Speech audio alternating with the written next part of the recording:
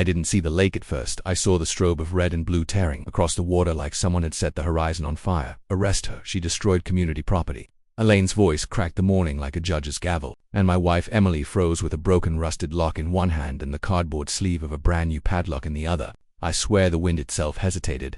3 cruisers in a place where a fallen pine usually gets a single deputy and a shrug. If you've ever had your life judged by strangers in 30 seconds, you know what that siren does to your bones. Comment what you would have done, because right then, I couldn't tell if I should laugh at the absurdity or throw up from the injustice. Officer Martinez stepped out first, scanning the gate, the water, the woman in the pastel blazer clutching a clipboard like it was a weapon. "Ma'am, what did she destroy?" he asked. Elaine thrust a finger toward Emily's hands like she'd caught a jewel thief. "Community lock. Unauthorized modification. Security breach." My wife blinked, cheeks burning. "On our gate," she said, soft but steady. "On our property." I held up the deed map 10 feet from the survey pin to the hinge, my grandfather's pencil annotations still ghosting the margins. The officer's eyes softened. I watched him do the math without a tape measure. He knew this was a circus, but the lights kept spinning, and neighbors kept gathering, and humiliation kept shooing at us like a slow fire. The first hook of the day, the moment an officer realizes he's been dragged into a script written by someone who confuses a clipboard with a crown. He flipped open his notebook anyway. Paper makes things real. Elaine's voice rose a register, fat with performance. She compromised the community's perimeter. I pointed to the ridgeline on the deed, to the survey monument hammered into bedrock when the county still ran on handshakes and black coffee. Martinez nodded. "Civil matter," he said at last. "No crime." The second officer actually apologized with his eyes. Elaine sputtered. Sirens dimmed. The crowd thinned. But something lodged under my ribs. A splinter you can't tweeze. Out. You don't call 3 units for a padlock unless you want a show war. You need an audience. Sheriff Anderson picked up on the second ring when I called him an hour later. "Pulled a 911 call," he said, calm as a dock at dawn. "See what? The story she sold dispatch." That was the next hook, because whatever Elaine said made 3 cars hit code through a sleepy lakeshore. We filed the records request, and while we waited, the first paper missile landed on our porch. A violation notice for deck rail height and a shoreline fire pit that had warmed 3 generations of grandkids and marshmallows. No mention of the lock. Not even a thank you for replacing a hazard. Just fines with decimals and statutes that smelled made dash up. By Tuesday, our driveway was boxed in by 2 SUVs like we'd been quarantined. Elaine stood between them, arms crossed, a sentry at the foot of my grandfather's stairs. "Temporary traffic control during investigation," she chirped. The third hook. "It's amazing how fast courtesy snaps when someone blocks your exit." "Move them," I said, keeping my voice low, "or we call the sheriff and start a different kind of investigation." She smiled, thin, glossy, brittle. "Cooperate, and we can resolve all of this." Emily's hands shook as she took photos of plates and paint scratches, and Elaine's shoes angled like punctuation. We called it in SUVs, rolled back 6 feet, then 8. Not an apology, a dare. The 911 CD arrived Friday like a guilty conscience. Cheap plastic, cheap label, heavy implications. We set it on the table between 2 mugs of coffee and my grandfather's pocket knife. And when I pressed play, Elaine's voice came through so smooth it must have been rehearsed. "Suspicious individuals at the lakeside gate. Tampering with security equipment. Possible vandalism. Multiple units requested." The operator asked if she had a relationship to the property. Elaine hesitated, then dropped a name like it wasn't a grenade. "My husband, Robert Collins, of Lakefront Development Solutions. There are ongoing projects. Access points are critical. Community safety is at risk." Emily's eyes met mine over the table's water rings. We didn't blink. That was the fourth hook, because the moment a proper noun appears, the map shifts. We Googled, we pulled permits. We wandered zoning portals that looked like the county was built on dial-up faith, and there it was. Preliminary plats, broad arrows, a multi-year vision board for a resort that would smother our shoreline in manicured opulence. Every plan had one thing in common: access through a gate that wasn't theirs. Our gate, our lock, our problem suddenly worth millions. It's funny how grief and fury can feel like the same temperature. Emily dug into my grandfather's files. In the hall closet, the ones that smell like lumber and dust, and Nicolan came out with correspondence from the 80s, when the lake was young. Special zoning protections for legacy parcels. A love letter in legalese. You don't evict the roots to plant the flower bed. We weren't a speed bump, we were bedrock. The fifth hook, desperation weaponizes procedure. Elaine's emails predated her HOA thrown by weeks. The developer's offers glowed above market to our neighbors like a sudden summer rays. One by one, the porches went dark. By Sunday, we were the last stubborn porch light at the end of the dock. Monday, 2 men in official-looking uniforms appeared on our steps with clipboards in the kind of synthetic fibers that itch when the truth gets near. Municipal compliance officers, one said. producing a court order that flashed like a shark's smile. Hearing in 72 hours. Failure to appear equals judgment. I watched Emily go stilted posture, paralegal eyes. Which judge? She asked softly. What's the clerk's direct line? The seventh hook. Counterfeits always. Stumble on the tiny things. The paper was the wrong weight. The case number was wrong format. The judge's signature wrong flourish on the T. She dialed the court on speaker. The clerk confirmed what we already knew. No case, no officers by those names. No authority. The men faltered. Then the camera guy Elaine had called ambled up and raised his lens to catch our humiliation. But Emily spoke to the red light like it was a person. You are filming a felony, she said, voice steady.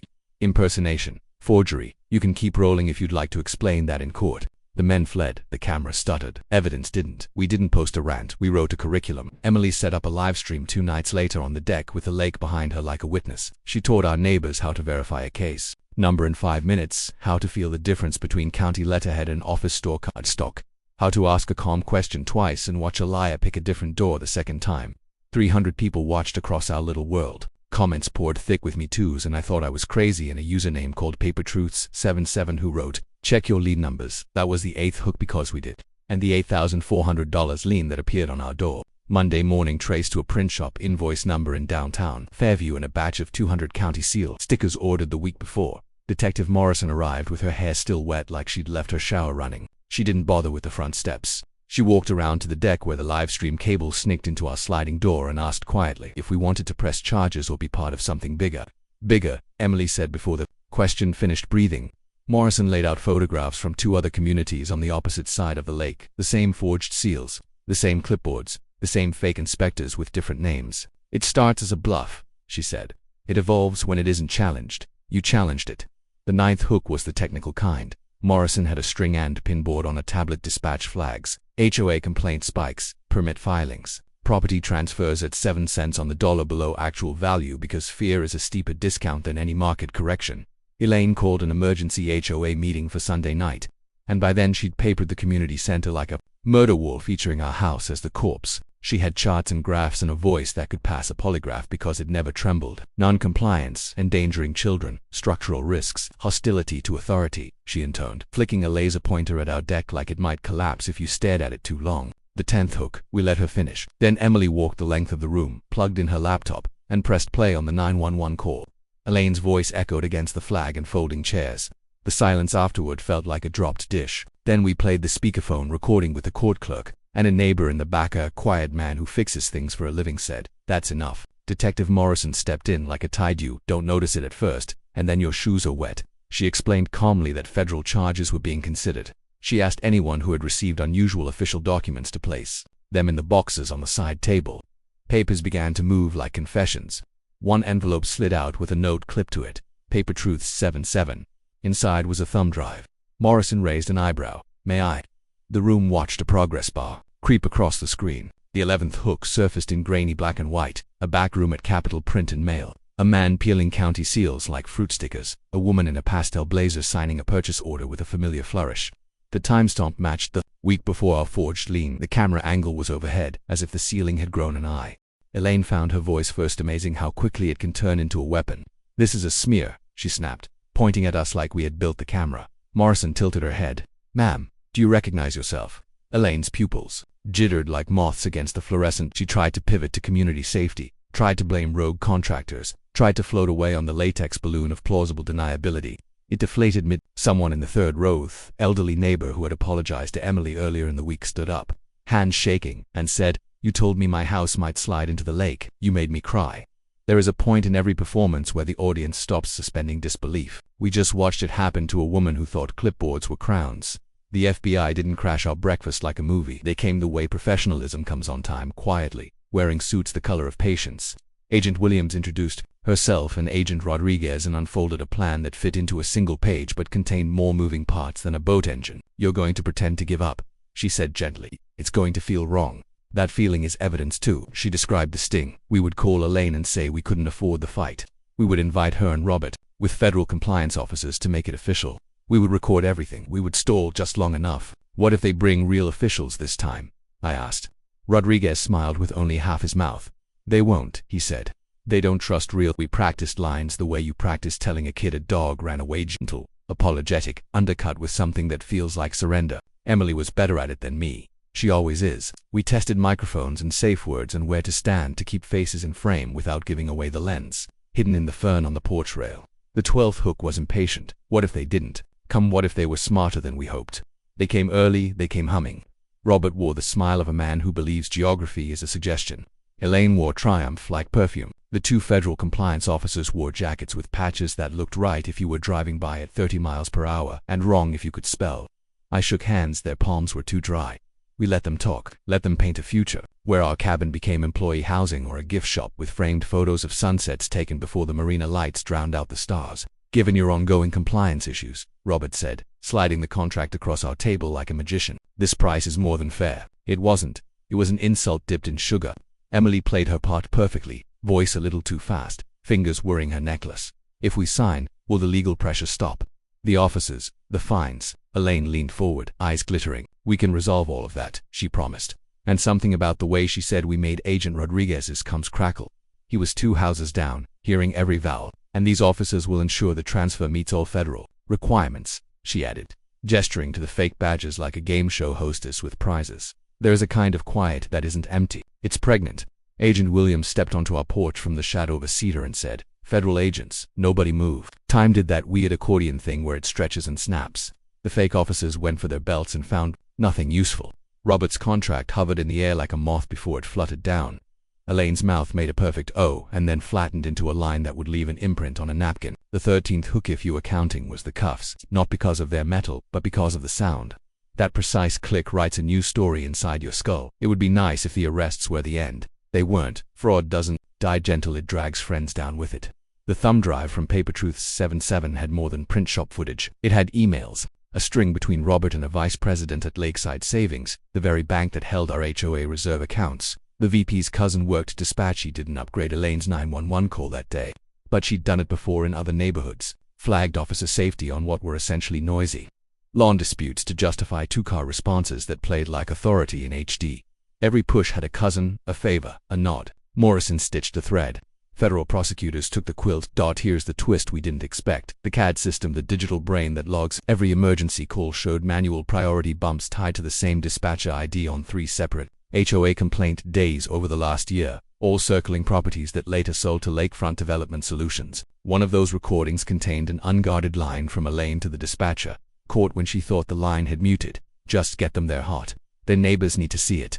We didn't know whether to cry or write a thank you note to the laws of physics for saving that sentence. Court didn't feel cinematic. It felt sterile. It smelled faintly of paper and lemon cleaner and the kinds of lives that don't usually see the inside of rooms like this. Elaine and Robert pleaded. The bank VP didn't. At first he tried to become invisible where the wall met his suit. He flipped when the emails hit the big screen. The dispatcher resigned quietly. Her cousin at the bank cleaned out his desk with a cardboard box and a look I couldn't translate. The judge spoke slowly, like the sentences were heavy objects. He didn't want to drop on his own foot. 18 months for Elaine, 2 years for Robert. Forfeiture of the development company's ill-gotten property. Restitution to 12 families and a fund to dismantle everything the forged seals had built. When it was our turn to speak, Emily didn't mention the humiliation or the way the sirens still lived inside her on quiet nights. She talked about a man who taught her that locks weren't symbols of fear, they were maintenance. They were respect for the work your hands did, building something that lasted longer than your body. She said, "I changed a $20 lock because the old one was tired." She tried to make me a criminal for taking care of my dead grandfather's hinge. I don't remember what I said. I remember my throat being dry and the judge looking at me with a kind of human tiredness, and then the gavel punctuating a paragraph I didn't know I had been writing for months. After the community that watched us through blinds and across mailboxes did something so ordinary it felt miraculous. They knocked on our door and brought pie. Real pie. The elderly neighbor with trembling hands pressed an envelope into Emily's palm. Inside, a 6-month-old letter from her own HOA in another state, before she had moved here to live near her daughter. Same forged seal. Same clipboards. She'd kept it because it felt wrong but couldn't articulate why. "I'm sorry," she said, "and if you have never watched someone carry the weight of a manipulated apology, I hope you never do." We didn't throw a party. We repaired the stair that squeaked and replaced the bulb on the back porch and oil-rubbed the old gate hinges until they sighed like a cello. Emily ordered a small brass plate with block letters that would make my grandfather proud. We screwed it into the new lock with the kind of care you reserve for wedding bands. Read family protected by federal court order. We didn't mean it as a flex. We meant it as a prayer, of course. There were articles Of course there were comments that we stopped reading after the 14th variation of should have moved. Of course we became the unintentional face of a problem older than our lake and wider than our county.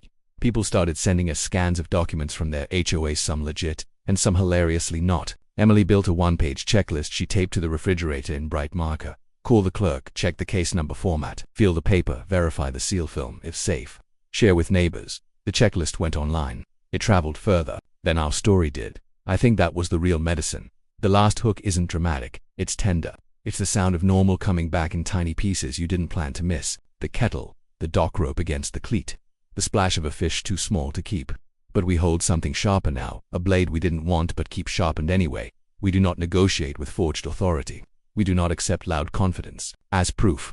We do not take hands off the wheel because someone in a pastel blazer says, this is how it's done. And if you're still with me, if you watched the lights on the water, heard the cuffs click, tasted the courtroom air with us, felt the brass warmth of a nameplate under your fingers, then I hope you'll do one thing the next time someone tells you your common sense is a violation. Ask for the case number, then ask again. There are epilogues in real life, whether you want them or not.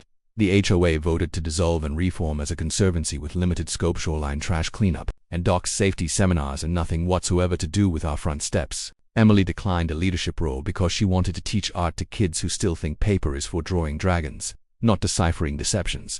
Detective now Lieutenant Morrison sent us a postcard from a conference in D.C. It said, in block letters, paper beats picket fence if you read it right. Agent Williams emailed 3 lines, 12 families paid off, 2 more counties reopened. Your video became training material. She ended with a PS. Paper Truth 77 says hello. We still don't know who they are. It feels perfect that we don't teed out every once in a while. A tourist boat idles too close to our shore, and someone points at the gate and the brass plate. Sometimes they ask, sometimes I tell them, and sometimes I don't. The story is ours, but the lesson belongs to whoever needs it. On clear mornings when the lake is a mirror and the pines pretend they're taller than they are, I can hear my grandfather's laugh in the hinges. It sounds like relief. You probably want one last twist, something we discovered late and wish we had known early. Here it is. The forged lien template had a tiny punctuation error, a comma where a semicolon should have been. It matched an old municipal memo that my grandfather had kept, a memo he wrote when he was head of maintenance, pointing out the county's punctuation style so documents would be consistent. The counterfeiter had used his memo to fake a government letter to evict his grandson. Paper keeps receipts. Paper tells jokes across decades. Paper will testify if you ask it nicely. If a $20 lock can start a firestorm, it can also end one. And if you ever find yourself standing in your own driveway, holding something that simple while someone with a clipboard and a practiced voice tries to convince you that care is a crime, remember the quiet things: weight of paper, feel of ink, the sound of a clerk saying no case found, the way a siren echoes less when you refuse to flinch. Drop a comment and tell me how you'd handle a neighbor like Elaine, or don't. Either way, keep your receipts, keep your dignity, keep a screwdriver near the door. And if you ever hear a siren aimed at your porch, take a breath and remember the joke the lake told us one morning when the lights finally shut off. The law doesn't live in the volume, it lives in the verification.